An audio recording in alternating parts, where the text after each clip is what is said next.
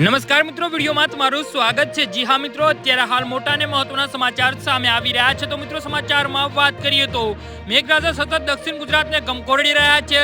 હવામાન વિભાગે આજે મધ્ય ગુજરાત, ઉત્તર ગુજરાતમાં પણ મધ્યમથી ભારે વરસાદનું અનુમાન વ્યક્ત કર્યું। હવામાન વિભાગની આગાહી મુજબ આજે અમદાવાદમાં પણ ગાજવીજ સાથે વરસાદ તૂટી પડશે। નોંધનીય છે કે ગુજરાત અને રાજસ્થાનમાં ભારે વરસાદની હવામાન વિભાગે આગાહી કરી છે। જી હા મિત્રો, અત્યારે હાલ મોટા અને મહત્વના સમાચાર સામે આવી રહ્યા છે।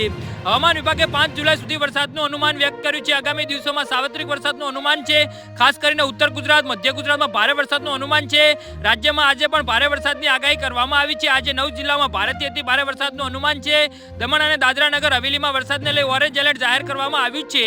જી હા મિત્રો, અત્યારે હાલ મોટા સમાચાર સામે આવી રહ્યા છે।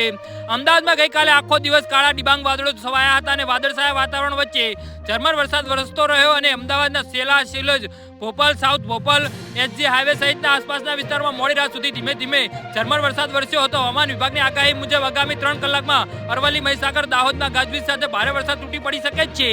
જી હા મિત્રો, અત્યારે હાલ મોટા સમાચાર સામે આવી રહ્યા છે।